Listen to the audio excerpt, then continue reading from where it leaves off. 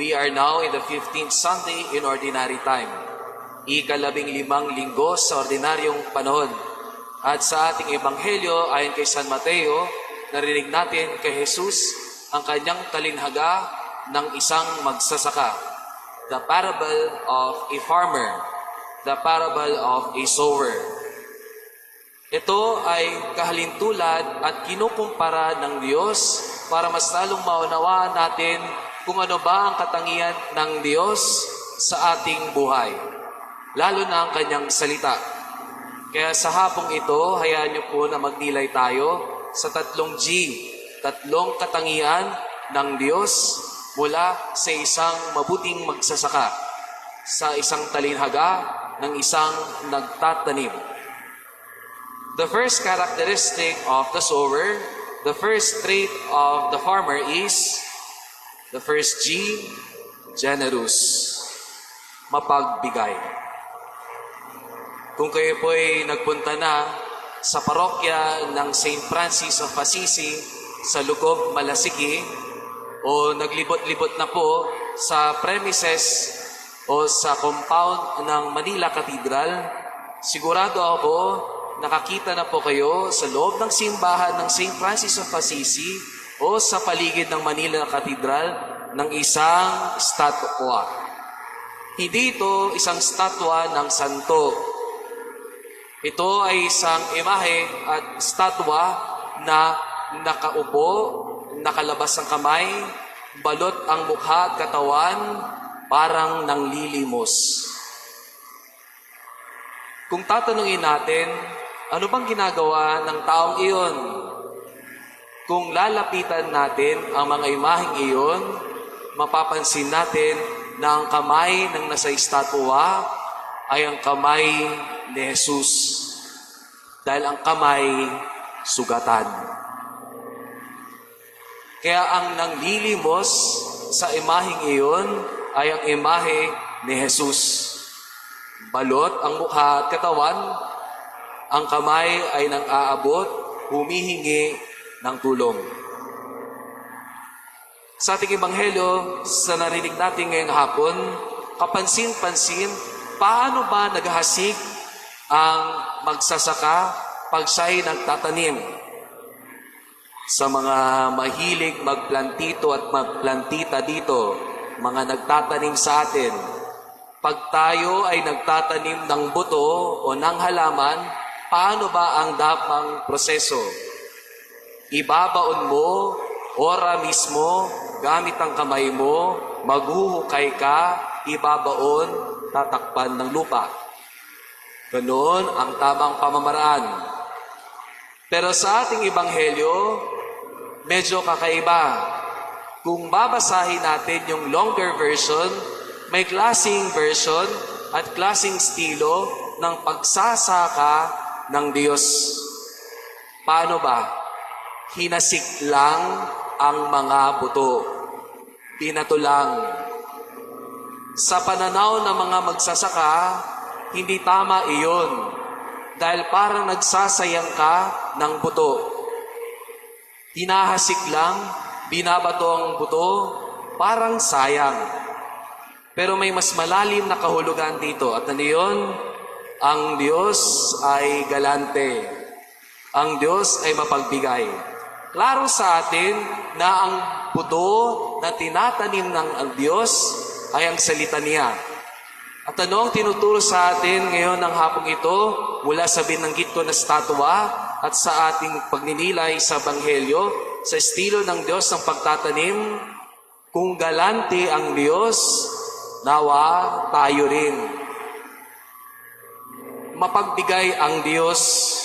At kung sasabihin ko at mararapating kong ibig ipagnilay, ang Diyos hindi namimili kung kanino lang siya magbibigay.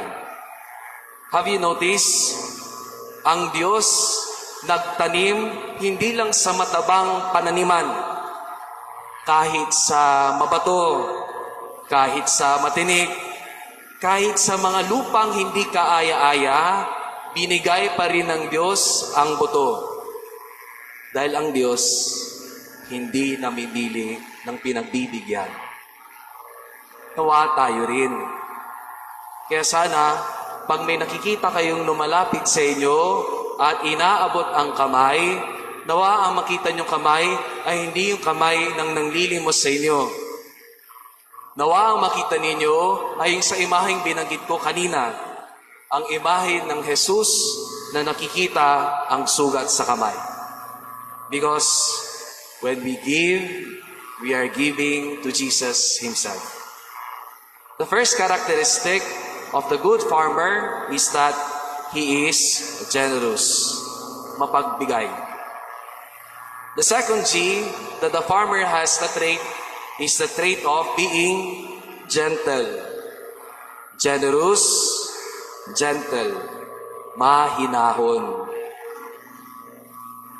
Katulad ng mga nagsasaka, hindi basta-basta magtanim. And even in waiting for much time to take good care of a plant, ay hindi madali. It takes time. Hinihintay na lumago at magbunga ang mga tinanim.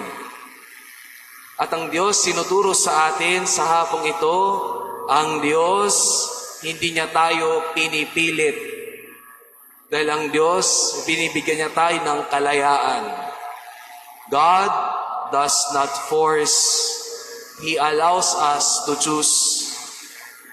Sabi ng isang nabasa kong quotation galing kay Rumi, the same God that doesn't answer your prayers right away is the same God that doesn't punish you right after you sin. Dahil ang Diyos, mahinahon. Hindi nagmamadali. Sana tayo rin. Ano ba yung mga pinagmamadali natin sa buhay na halos pinapanalangin natin sa Diyos? Tinuturuan tayo ng Diyos na maging mahinahon. Be gentle. Huwag magpumilit. Hayaan ng Diyos na maging Diyos sa ating buhay. Naturuan tayo ng may pagpapasensya at ng kabutihang loob na maghintay. Because in all things, there will always be God's perfect time. God is generous. God is gentle. Ang ikatlo at huling G ng katangian ng magsasaka, ng nagtanim sa ating ebanghelyo, na kahalintulad sa ugali ng Diyos ay God is good. Naalala ko tuloy ang mahal na obispo, Bishop Elmer. Sigurado ako nung dati na nagbibigay siya ng sermon dito sa katedral, lagi niyang binabanggit, God is good. Ang sagot ay all the time. At lagi niyang sasabihin, all the time, God is good. Ang Diyos ay hindi lang mabait, kung hindi mabuti. Malamang sa malamang, nung mga bata pa tayo ay tinuruan ng isang sikat na kanta. Ang magtanim ay hindi biro. It's not a joke. At ano ang isang palatandaan ng isang magsasaka ay mabuti? Hindi lang sa kabutihan ng kalidad ng butong tinatanim. Hindi lang sa pamamaraan niya sa pangangalaga sa halaman. Ano ba ang ating batayan ng isang magsasaka ay mabuti at mabait?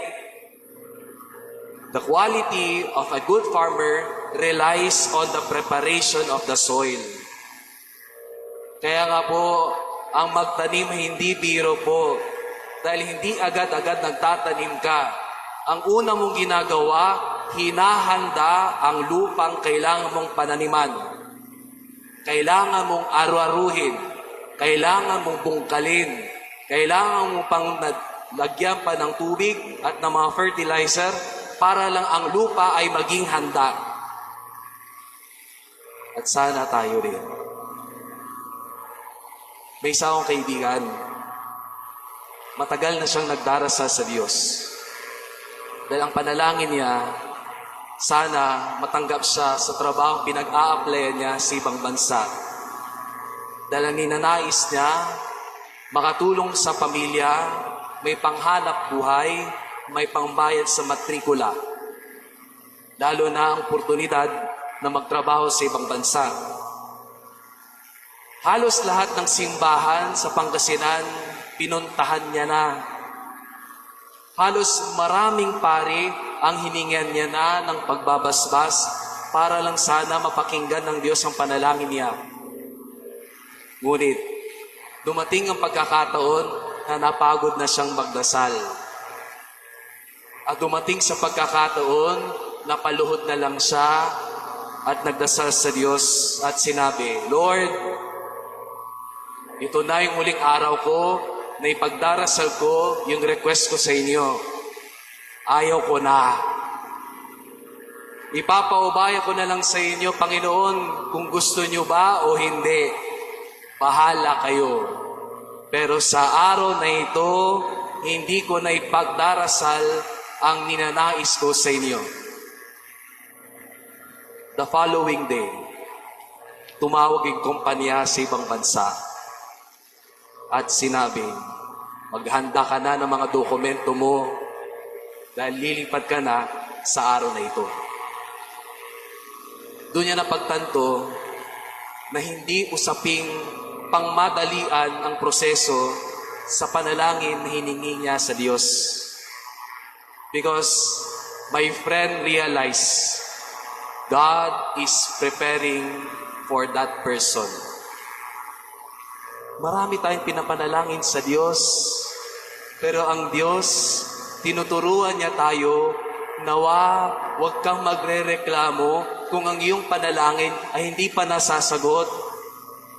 Dahil ang tinuturo sa atin ng Diyos, inihahanda muna kita bago mo tanggapin itong grasyang ibibigay ko sa iyo. God is preparing your heart. God is preparing yourself. And God is preparing the people around you. At nasabi sa akin ng kaibigan ko, Father, kung kailan dumating sa pagkakataong bumitaw ako, doon ko nakita na ang Diyos ay hindi bumitaw sa akin.